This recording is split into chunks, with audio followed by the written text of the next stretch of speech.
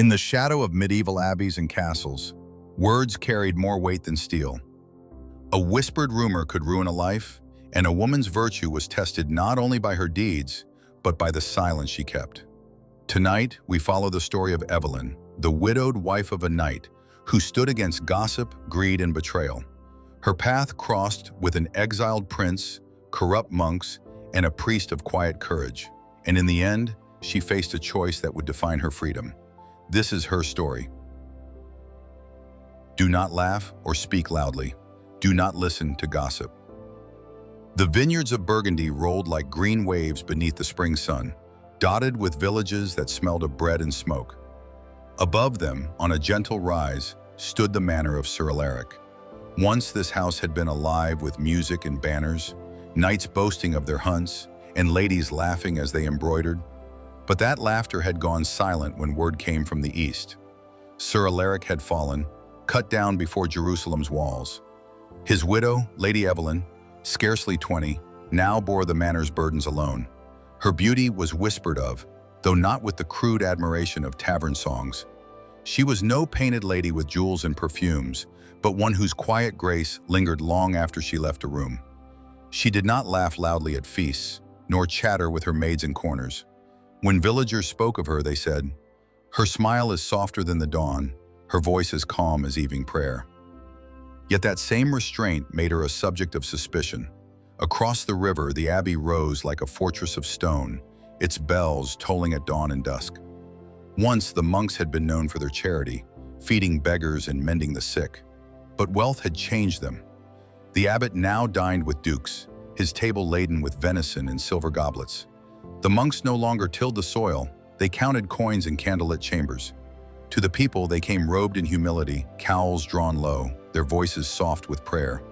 But their eyes lingered too long on the fields, on the houses, and most of all, on the manor of Lady Evelyne. The widow was young, her beauty radiant even in mourning. She tended her land with fairness, her tenants with kindness, and though she lived with modesty, the monks saw only opportunity. They arrived often at her gate, offering blessings that came wrapped in chains of debt. "My lady," one would murmur, "have you considered gifting the abbey a strip of vineyard for the safety of your husband's soul?" Another would add, "A woman alone cannot manage such burdens. Better to entrust her lands to holy care." Evelyne listened in silence. She offered bread, she offered wine, but never consent. She held her manor with quiet dignity, and when they departed, their lips bent in piety, but their hearts burned with resentment. And so the whispers began, first in taverns, then in markets, until they seeped like rot through the village. The widow is proud. She keeps secrets. She denies the church its due. Some even whispered of hidden sins, of a lover she concealed, of coins stolen from tithe. The people, uncertain whom to believe, began to watch her with sidelong glances. A woman who spoke softly and kept her counsel now seemed suspicious.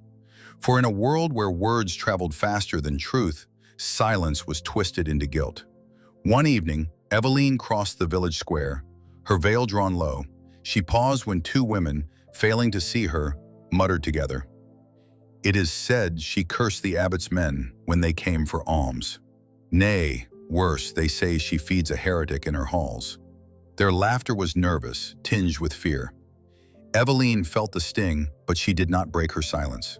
She merely walked on, her steps steady, her eyes lifted toward the river where the abbey loomed, black against the setting sun. That night she prayed long in her chapel. She prayed not for her own safety, but for strength to endure without bitterness. Father Anselm, her only ally, found her there. "My child," he said softly, "the abbey grows fat on power. They cannot bear a woman who will not bend. But hold fast, your silence is your shield. Rumors are but smoke, and smoke cannot burn stone." Yet the abbey was not done. They sent men again, this time not with honeyed words but with threats. "Yield us your vineyards, or we shall bring your name before the bishop." Still Evelyne refused. She offered them no angry retort, no tears to feed their triumph. And so the story spread wider, darker. They called her a sorceress now, a widow who kept her beauty through unholy charms. Some villagers crossed themselves at her passing, others avoided her gate. But Evelyne's strength lay not in shouting down lies, but in outlasting them. She walked the same streets, gave alms with the same quiet hand, greeted her tenants with the same calm smile. Winter came heavy that year, the kind of cold that bit through stone walls and made even the hearth feel small against the dark. Snow lay deep along the valley road, and villagers trudged with lowered heads, breath rising like smoke into the gray sky. One evening, as dusk settled, Evelyne's steward called from the gate. A traveler stood there, tall, cloaked, his boots caked in frozen mud, his face hidden beneath a hood rimed with frost. His voice was low, almost broken when he gave his name. Lucien. The steward's eyes widened. It was a name half whispered across the realm, a name shadowed by scandal. Lucien was the king's nephew, once a lord of proud estates, but banished when envy poisoned his uncle's heart. Betrayed at court, accused of treason, stripped of his title, he had wandered France like a beggar. His tale traveled ahead of him in fragments. Some said he had fled with rebels, others that he haunted taverns and woods, hunted like a wolf. Evelyne stepped to the door, her lantern casting a circle of gold across the snow. Their eyes met, his hollow with exhaustion, hers steady and unreadable. She said nothing of the rumors she had heard, asked no questions of his disgrace. She only nodded and motioned him inside. By her hearth, he collapsed into the glow of the fire, the cloak falling back to reveal a face carved by hardship, but still noble in bearing. She offered bread, warm broth, and a place to rest. When he tried to speak, words faltering with shame, she lifted a hand. "You need no explanations here," she said quietly. Her silence was balm to him.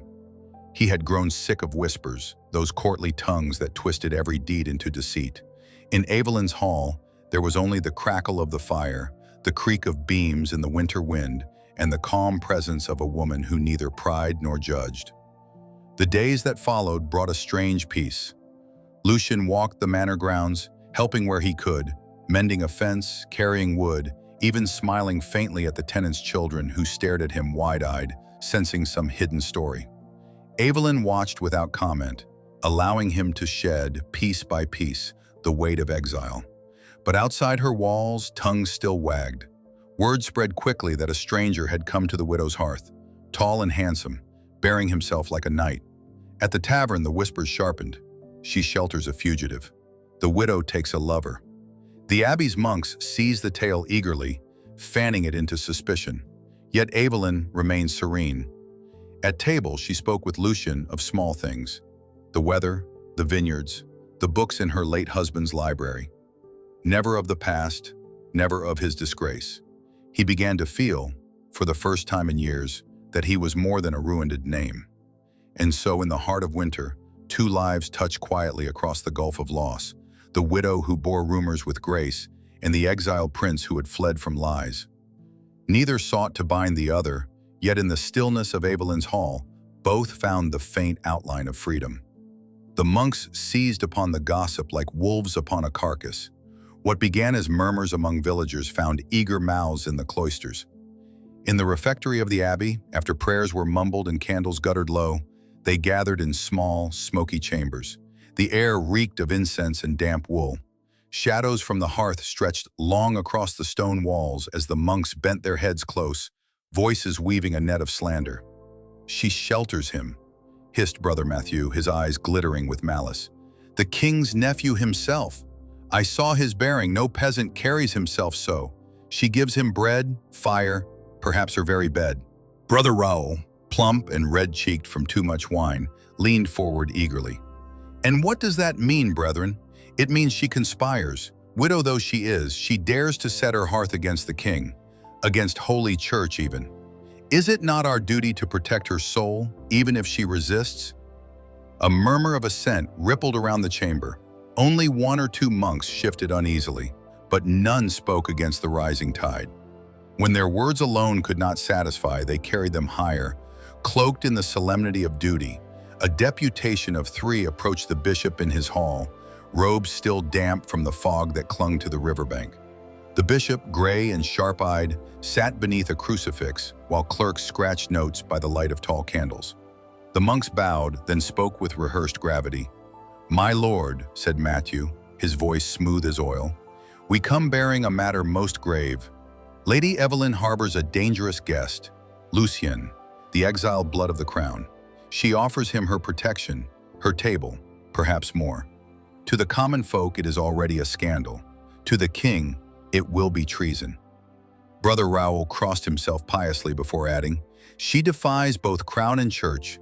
She gathers whispers in her hall, and if left unchecked, those whispers will swell into rebellion." The bishop's quill paused mid-scratch, his gaze lifted, heavy as a hammer. "Are these idle rumors," he asked slowly, "or accusations you would swear before the altar of God?" The monks exchanged quick glances. Then one by one they nodded. "We swear it." And so what had begun as idle chatter by firelight grew heavier with each retelling, until it took the weight of law. What had been gossip twisted into accusation, and accusation shaped itself into the likeness of a noose, its rope tightening invisibly around Evelyne's neck. The abbey struck when the first buds of spring appeared. One night, torches flared against the sky. A mob of monks and hired men stormed the manor gates, shouting of treachery. "Yield the prince! Yield the widow!" Steel clashed, servants screamed, the air thick with smoke. But Father Anselm stood at the chapel door, his frail body straight as a spear. Cross raised high, he thundered, "This house is not yours. You come with lies, not with law. By God's truth, I forbid you." For a moment, even hardened mercenaries faltered before his fury. Meanwhile, Evelyne acted with calm urgency. She remembered the secret passage beneath the manor, built long ago by Sir Alaric in times of war. With steady voice, she guided Lucien, her household, and terrified villagers into the dark tunnels. Her steps never quickened, her tone never shook. It was her composure, not the stone walls, that kept panic at bay. They emerged in the forest miles away, the manor lost to fire and plunder. For days they wandered, through bramble, mud, and storm.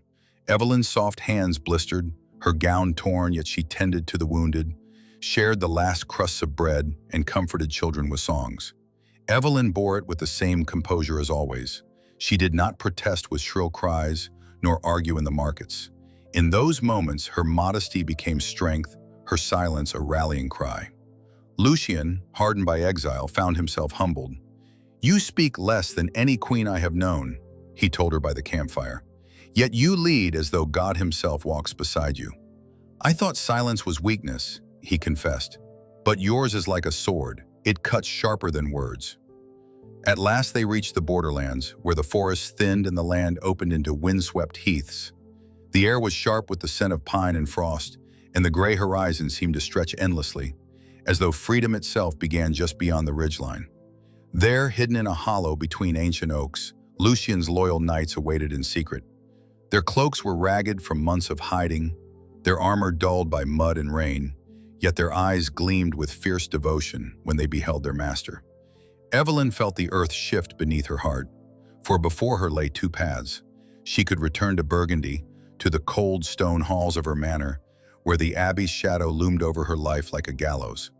There she would be hostage still, to whispers and envy, to the abbot's greed, to a life hemmed in by rumor. Or she could walk forward, across the invisible line of exile, beside Lucien. The road promised no safety, no certainty, but it promised freedom. It was then that Father Anselm, who had ridden quietly behind their company all these days, stepped forward from his mule. The wind tugged at his worn cloak, his tonsured head bowed as though in thought. "My daughter," he said softly, his voice carrying more weight than all the clamor of monks and bishops behind them. "The world will always murmur. Men will always find stones to cast. But the Lord does not measure you by gossip, nor by what courts or abbots decree. He measures you by the courage of your love and by the truth you choose." Evelyne's eyes stung as she turned toward him. In his face, lined with years of care and prayer, she saw none of the malice that had haunted her in the abbey, none of the greed that drove its brothers. She saw only the quiet, stubborn goodness of a shepherd who had chosen to walk with his flock into danger rather than abandon them. Lucien extended his hand, the faintest tremor in it betraying the uncertainty of a man who had lost everything but hope. Around them, the knights shifted, expectant. The wind howled across the heath, as if urging decision, Evelyne closed her eyes. She thought of her manor, its hearths grown cold beneath the weight of slander. She thought of the abbey's eyes upon her, waiting for her to stumble. Then she thought of the hearth she had shared with Lucien, the silence they had kept, the peace it had brought. When she opened her eyes, there was no hesitation left. She placed her hand in his. "Then I will not return," she said, her voice steady. "I will go with you." Father Anselm traced the sign of the cross in the air, his voice a low prayer carried by the wind. "May this choice lead not to chains, but to the freedom God intended." And so Evelyne stepped across the border, not merely of Burgundy, but of her old life, into exile, into peril, and into a freedom more profound than safety had ever been.